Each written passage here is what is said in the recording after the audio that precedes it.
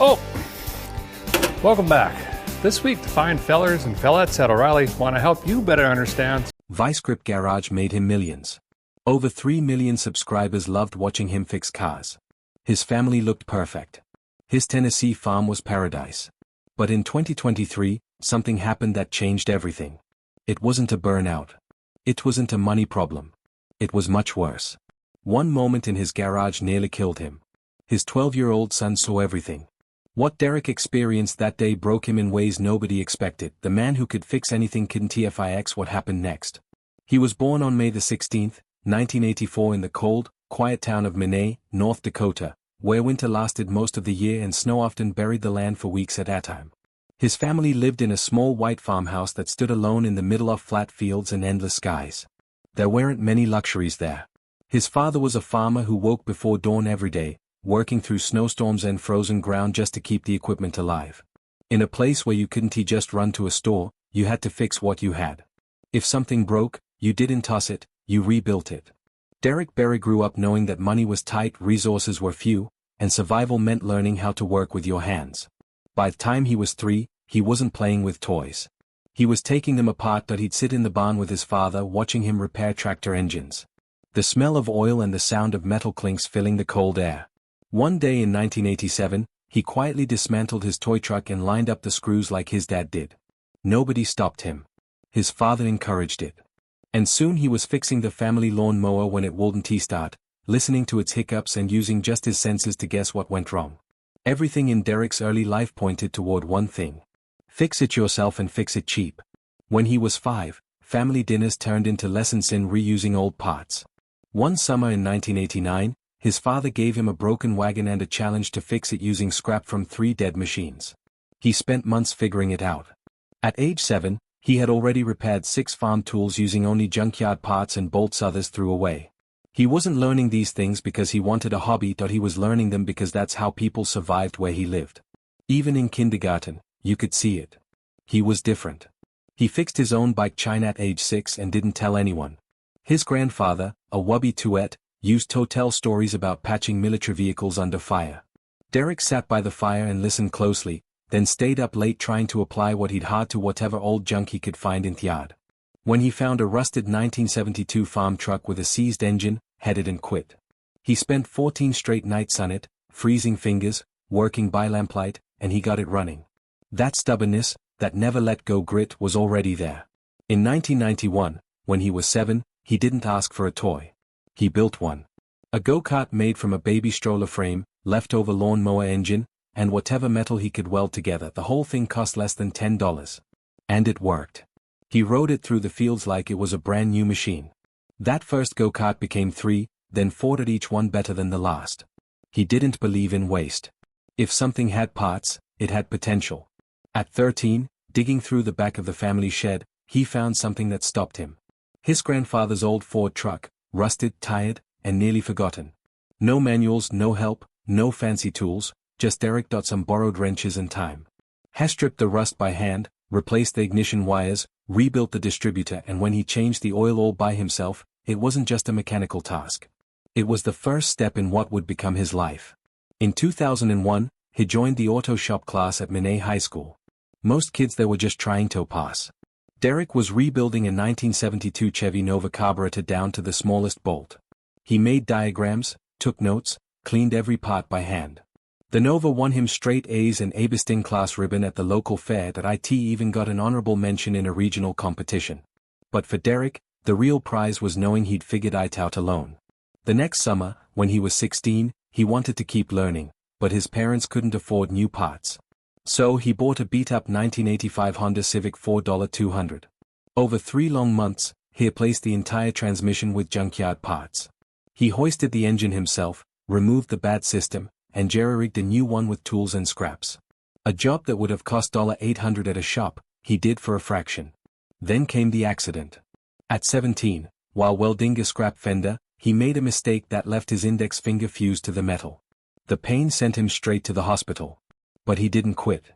Instead, he studied safety protocol like a soldier studies a map. It was a brutal lesson, but it made him better. After high school in 2002, he joined a local college program in automotive tech. In late-night lab sessions, he took apart V8 engines bolt by bolt. While others left early, he stayed behind to clean parts until midnight. Professors noticed he wasn't fast, but he was exact. Every part was catalogued, cleaned, and reassembled with care. This was where he began developing the slow, methodical process that would later define his car builds online. But before any of that could turn into a career, he joined the U.S. Army at 18. They sent him to Fort Gordon, Georgia, where he became an information tech specialist. His job was keeping satellite systems online, making sure military units could talk to each other even during simulated combat. 12-hour shifts, glitches, pressure. Hal learned how to stay calm, how to work fast, how to solve problems when failure wasn't an option. In 2004, they sent him to Iraq. He was 20. During one patrol near Baghdad, his convoy's Humvee broke down. No power, no time, and they were exposed. Derek slid under the truck with a flashlight, traced the wires, found a fried relay, and bypassed it using scraps and hand tools. He got the vehicle running again and saved the convoy from being stuck in enemy territory. His commanding officer never forgot it. But he didn't stop there. That same year, he wrote his own software, a simple tool that let soldiers diagnose electrical issues in air vehicles without waiting for outside help. It ran on basic armor laptops and saved time in the field. He even used it to fix a buddy's 1990 Jeep Wrangler by identifying hidden wiring faults. Word spread fast. He was no longer just a mechanic. He was the guy who could fix anything. Then came the laptop theft. In 2005, enemy saboteurs stole a vital control laptop from a transport truck. Without it, the vehicle couldn't run. Derek dug through trash, found old cables, stripped parts from a dead generator, and built a custom wiring harness from scratch. He did it in 2 nights. The truck worked. His unit kept moving. The Army quietly issued a commendation. He was discharged in 2007, age 23. He went home to North Dakota with everything he'd learned and something to prove. He found a rusted 1969 Chevy Camaro and got to work. Pulled the engine out himself, rewired the entire car, patched the floor. Every bolt was cleaned. Every repair was done by hand in the cold in his parents' driveway. He was 24 when he walked into that Mini dealership in 2008, fresh out of the military. Hands, still used to wrenching on hums. But this wasn't about war anymore. It was about transmissions. That first year, he tore through over 500 of them. Most of them GM V6s known in the industry for chewing up lesser techs. His success rate hit 98%. People started talking, not because he was flashy, but because every car he touched seemed to come back to life. After hours, he'd sit under fluorescent lights with old manuals, figuring out where others gave up. By the time 2009 rolled around, he wasn't just fixing cars. He was teaching others how. His guides became gospel in that shop. The managers said they'd never seen a climb like this. It didn't feel fast to him that IT just felt right. By 26 in 2010, he wasn't turning wrenches anymore. He was managing a team of 15 across a regional auto chain. And he didn't manage like most. He didn't wear suits. He wore coveralls.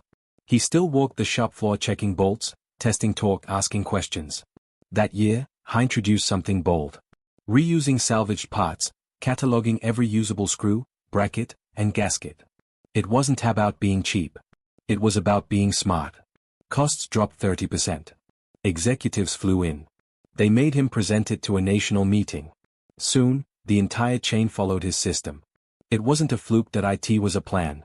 He wasn't just saving money. He was building trust, keeping his crew motivated, making sure no one felt disposable. In 2012, he stepped into a new room. Vice President of Operations, a Midwest parts company with over $2 million in supplier contracts now had him at the helm. And he made accurate shift. He started choosing vendors not just for price, but for how they treated their workers. If they paid fair wages, ensured safe workplaces, they got bigger deals. If they didn't, he walked away. Over 2 years, the company's turnover rate dropped 40%. No more burned out staff running for the door. This wasn't common in his world, and word got out. His name began showing up in trade magazines. Quiet guy, strong ethics, solid numbers, a rare mix. Then 2014 hit like a hammer. He was 30 and now CEO. One night, staring at financial reports, something didn't add up, and had it and handed it off to accountants. He stayed up night after night doing the math himself. What he found was worse than he imagined. $150,000 gone, his own CFO, fake invoices, phantom vendors, the betrayal cut deep. But within weeks, he tracked down $120,000 press charges, fired the CFO, and told his team everything. No secrets. The local business community was stunned not just by the theft, but by how fast and fearlessly he responded. That moment changed how people saw him. Not just a leader, but a protector. 2 years later, the world saw a different side that he had started filming in his garage. No lights, no crew, just him, some rusted metal, and a taped-up iPhone. It wasn't our business plan. It was therapy. The boardroom politics, the backstabbing, the pressure, it all melted away when he picked up a wrench and people noticed his videos weren't polished. They were real. Mistakes left in grease under the nails. Laughter between curses, and it clicked. Viewers didn't want perfection, they wanted honesty. Vice-Grip Garage was born in those late nights. It grew quietly at first. Then it exploded. Over 1.39 million subscribers, over 250 million views, and behind it all was a man who just wanted to feel like himself again. But none of it would have worked without Jessica. They met at the Menai County Fair in 2001. He was 17. She was 2. Two farm kids who understood hard work, long winters, and second-hand boots. They started dating seriously, and on July 19, 2008, they married in a backyard. Just 50 people. No flash, just vows and dirt roads. He was fresh out of service. She was his anchor through every job, every move, every crisis. She stayed. That wasn't a fairy tale. That was a choice every single day. Now, more than 14 years married and 24 years together, they still speak in looks and finish each other's frustrations. On March 17, 2010, their life changed again. Twin boys, Bailey and Bradley, born early but healthy. And everything changed. Derek was flying out for meetings, fixing operations, leading teams. But at home, he was on diaper duty at 2 a.m. bottle in